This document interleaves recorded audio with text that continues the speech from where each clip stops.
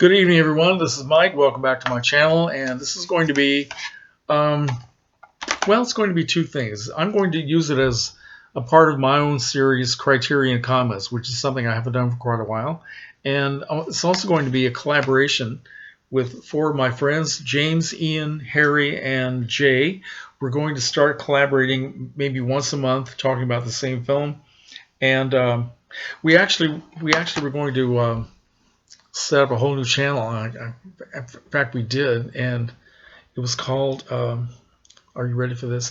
It was called Five Grumpy Old Bastards, which, quite frankly, I would have preferred Five Congenial Mature Gentlemen, but nobody liked that, so it's Five Grumpy Old Bastards. Anyway, the channel just disappeared, and we're not sure why. It could be that somebody was offended by the word bastards, or maybe YouTube thought it was against their standards and they just cut it. I don't know. But anyway, so we're going to try just doing this on our own channels and just giving the title Five Grumpy Old Bastards, but also Criterion Comments, because we're talking about a Criterion Collection film, Three Women, directed by Robert Altman in 1977. Three Women, wow. I saw this movie when it first came out. I was 26 years old. It ruined my life. I'm kidding. No, it's just one of those films that you cannot help but walk out of the theater thinking, what in the world just happened there? And it's something you think about it for a long time. Now, I had not seen this film for all these years until I bought this used a couple of years ago. Now, it says on the cover, somebody stamped this. This is not really on the Criterion Collection release, but it was from the Roger Ebert Film Festival in 2001. This is one of their selections. So they had a special section in this store where they were selling things that had been at the Ebert Fest over the years. Anyway, Three Women. Watched it again about a week ago, and immediately after I watched it with the commentary, which has Robert Altman, and that was pretty fascinating. I guess Robert Altman, the whole thing came from a dream that he had. He dreamed about a story involving identity theft, and he specifically dreamed that it would star Shelley Duvall and Sissy Spacek. Now, of course, he had worked with Shelley Duvall in a couple of films. She had been in Nashville. She had been in Brewster McCloud. Let's see. He did direct Brewster McCloud, right? I have that right, I think.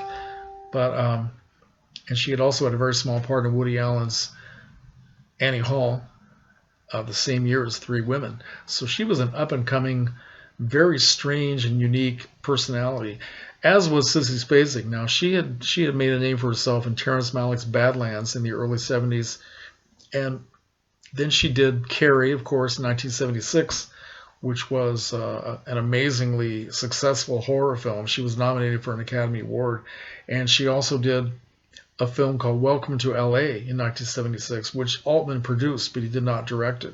So anyway, to put two such totally unique actresses as Duvall and Spacek in the same film is pretty amazing. They are so unusual and so completely unique that they don't fit into any kind of mainstream parts. You have to specifically find a role that is for Shelley Duvall and one for Sissy Spacek. They remind me of another actress from the 60s named Sandy Dennis, who was a very talented woman who did a lot of good work, but she was someone who did not fit into mainstream categories. You had to find something specifically to fit Sandy Dennis. You know, there are Sandy Dennis films, there are Sissy Spacek films. Anyway, so I'm babbling. Now, the third actress, the third woman in this little photo play is an actress named Janice Rule. She had been around since the early 1950s. She started her film career in 1951. I believe she was under contract to one of the studios. I think it was Warner Brothers. She was trying to be, well, they were trying to groom her as a typical beautiful ingenue. She was a very beautiful woman, and she did a lot of films and television and Broadway work all the way up through the 50s, 60s, and by the time she got around to Three Women, she was a middle-aged actress, very interesting, very talented woman. Now, she gives a silent performance in Three Women until the very end, when she actually has a couple of lines of dialogue. But she supposedly had many scenes where she was exchanging dialogue with other characters, but for some reason Altman decided to cut them out. So the character she plays, Willy Hart, is an artist who is going around. She spends the entire film painting these very strange pictures of sort of half lizard, half human creatures. The men are very aggressive and very angry, very sexual looking. The women are very passive, and you see a lot of sort of antagonism between the two genders.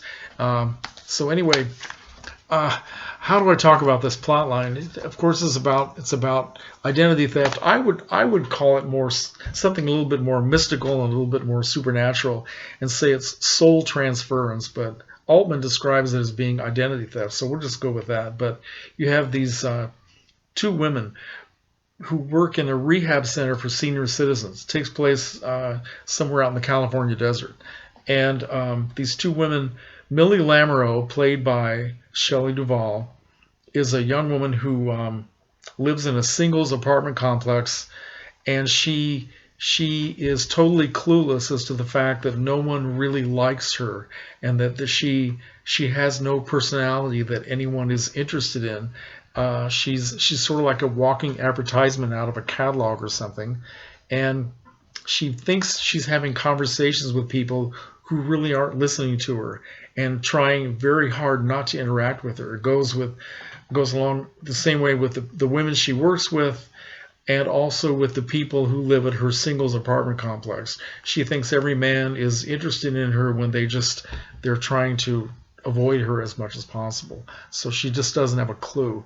And the other woman, played by Spacek, is a younger woman named Pinky Rose. Now that's what she calls herself. Her real first name is Mildred. So these two women have the same first name.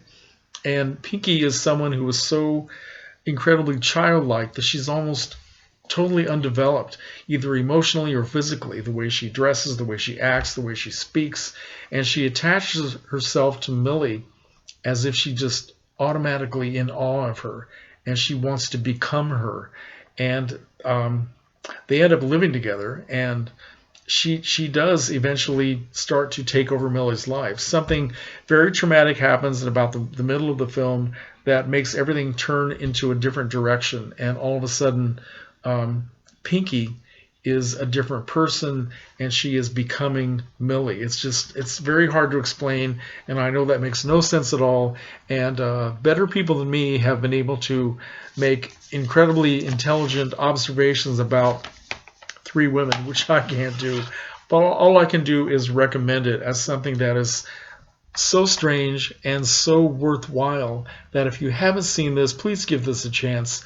Let's see, who else is in it? There's an actor named Robert Fortier who plays this guy who sees himself as being a macho cowboy type.